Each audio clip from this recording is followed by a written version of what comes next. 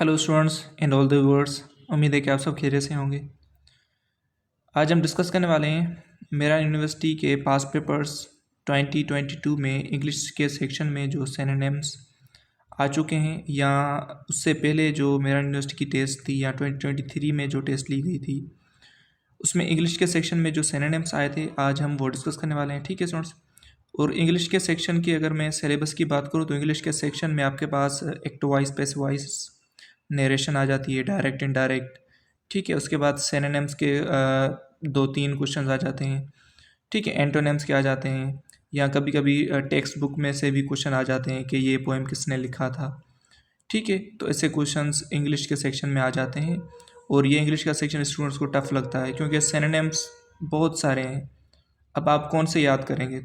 मतलब लेकिन अच्छी बात यह है कि आप ऐसा करें कि जो पास पेपर्स में आ चुके हैं कम अज़ कम आपको वो तो याद होने चाहिए। बाकी रही बात आपके पास active voice passive voice narration की, तो वो मेरी कंप्लीट प्लेलिस्ट बनी हुई है। ठीक है स्टूडेंट्स। मैंने इजी एक्सप्लेनेशन के साथ वीडियोस अपलोड कर दी हैं जब मैंने यूनिवर्सिटी की प्रिपरेशन करवाई थी। ठीक है स्टूडेंट्स।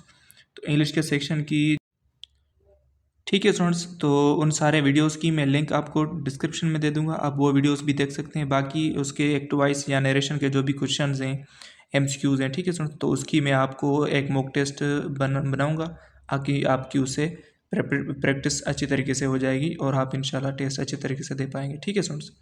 तो स्टार्ट करते हैं आज के इस वीडियो लेक्चर को।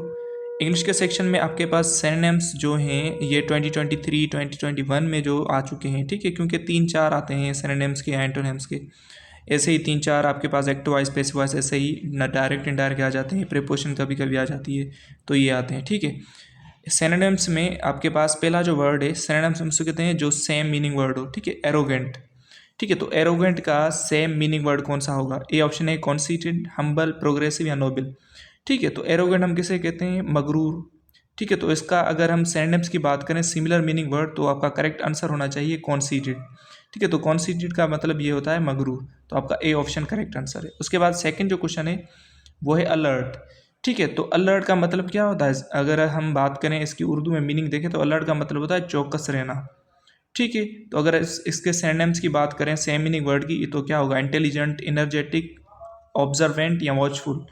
तो एग्जैक्टली करेक्ट आंसर क्या होना चाहिए? वॉचफुल। तो आपका डी ऑप्शन करेक्ट हो जाएगा। अलर्ट का सेम मीनिंग वर्ड वॉचफुल होगा। उसके बाद थर्ड जो क्वेश्चन है वो है ब्रीफ। ठीक है। तो ब्रीफ के अगर हम मीनिंग की बात करें तो ब्रीफ का मतलब होता है मुख्तसर सी जो चीज़ हो। ठीक है। तो इसके अगर सिनोनिम्स की बात करें तो स्मॉल, शॉर्ट, लिटिल या लिमिटेड। ठीक है। तो ब्रीफ का जो करेक्ट सिनोनिम्स होगा वो होगा शॉर्ट। तो आपका ए यानी सॉरी बी ऑप्शन जो है वो करेक्ट आंसर है। ब्रीफ का करेक्ट सिनोनिम्स है शॉर्ट। उसके बाद फोर्थ जो क्वेश्चन है वो है डेलीगेट। ठीक है। तो डेलीगेट की अगर हम मीनिंग की बात करें तो डेलीगेट का मतलब होता है सफ़ीर या नुमाइंदा जो हो किसी कंपनी में या, तो अगर हम इसके सिनोनिम्स की बात करें तो क्या होना चाहिए? रिप्रेजेंटेटिव, ऑफिसर या मेंबर। ठीक है। तो डेलीगेट का जो करेक्ट सिनोनिम्स होगा वो होगा रिप्रेजेंटेटिव, मतलब ए ऑप्शन जो है आपका करेक्ट आंसर है। उसके बाद आपके पास फिफ्थ जो क्वेश्चन है वो है यीर्न। ठीक है। अगर हम यीर्न की बात करें इसके मीनिंग की, तो यीर्न का मतलब होता है तड़प। तो रिक्वायर, एक्स्ट्रा, अनवांटेड या म्यूटेड। ठीक है। तो यीर्न के अगर सिनोनिम्स की अगर हम बात करें तो विश आपका सिनोनिम्स होगा, डिज़ायर होगा, काफ़ी सारे सिनोनिम्स होते हैं। ऐसे ही रिक्वायर आपका सिनोनिम्स है, वांटेड आपका सिनोनिम्स है। ठीक है। तो यीर्न का अगर हम यहाँ पे ऑप्शन देखें तो करेक्ट आंसर कौन सा होना चाहिए? रिक्वायर। ठीक है। अनवांटेड रीन का अपोजिट वर्ड मीनिंग है यानी एंटोनेम है। ठीक है स्टूडेंट्स। उसके बाद सिक्स जो वर्ड है आपके पास वो है वर्डिक्ट। ठीक है। तो वर्डिक्ट की अगर हम मीनिंग की बात करें तो इसका मतलब है फैसला। ठीक है। तो आपका करेक्ट आंसर क्या होना चाहिए सिनोनिम्स में? डिसाइड, डिसीशन, कमांड या ऑर्डर। तो करेक्ट आंसर जो आपके पास होगा वो होगा डिसीशन। और इसके सिनोनिम्स डिसीशन, कंक्लूजन, डिटर्मिनेशन, ये सिनोनिम्स होते हैं वर्डिक्ट के। ठीक है। तो फैसला, तो डिसीशन आपके पास करेक्ट आंसर होगा। Option number B is your correct answer. Seventh question है वो है एस्केलेशन। तो एस्केलेशन की अगर मीनिंग की बात करें तो मतलब है इजाफा, किसी चीज़ में इजाफा करना, बड़ा होना। तो ऑप्शन देखें हाईलाइट्स, इंक्रीज, पब्लिश, लाइट। तो इसके सिनोनिम्स की अगर हम बात करें तो राइज इसका सिनोनिम्स होगा, इंक्रीज सिनोनिम्स होगा, ग्रोथ इसका सिनोनिम्स होगा, लीप होगा, अपटर्न होगा। ठीक है। मतलब किसी चीज़ का ज़्यादा होना, बढ़ जाना। तो करेक्ट आंसर यहाँ पे कौन सा होना चाहिए? इंक्रीज। तो बी ऑप्शन करेक्ट आंसर है। उसके बाद आपके पास बग। ठीक है, तो बग एक वर्ब है आपके पास। इसकी मीनिंग की अगर हम बात करें तो किसी को तंग करना। ठीक है, तो अगर हम इसके सिनोनिम्स की बात करें तो वोरी इसका सिनोनिम्स होगा ट्रबल, डिस्टर्ब। ठीक है, ये इसके सिनोनिम्स हो जाते हैं। तो अगर हम यहाँ पे देखें तो बी ऑप्शन जो है ट्रबल आपका सिनोनिम्स करेक्ट आंसर है, बग का करेक्ट आंसर है ट्रबल सिनोनिम्स। उसके बाद 9th जो क्वेश्चन है ओकर। ओकर मतलब होना, तो इसका करेक्ट आंसर क्या होना चाहिए? टेक, डन, परफॉर्म या हैपन। तो करेक्ट आंसर है हैपन। 10th क्वेश्चन है डॉर्फ। ठीक है, तो डॉर्फ का अगर मीनिंग की बात करें तो उसका मतलब है आपके पास बोना, मतलब कोई छोटी चीज़ हो। तो इसके सिनोनिम्स की अगर हम बात करें तो small, little, mini, tiny, minutes, ये सारे इसके सिनोनिम्स होते हैं। तो यहाँ पे अगर हम ऑप्शंस देखें तो शॉर्ट से माल 2 ऑप्शंस आपके पास करेक्ट आंसर है, सी और डी। डॉर्फ का शॉर्ट भी सिनोनिम्स होगा, स्मॉल भी। तो सी डी दोनों करेक्ट आंसर है। 11th क्वेश्चन है लो ब्रो। ठीक है, तो लो ब्रो की अगर हम मीनिंग की बात करें, ठीक है, तो इसकी मीनिंग है कम अकल। ठीक है, मतलब हम ऐसा कह सकते हैं एब्सेंट माइंडेड।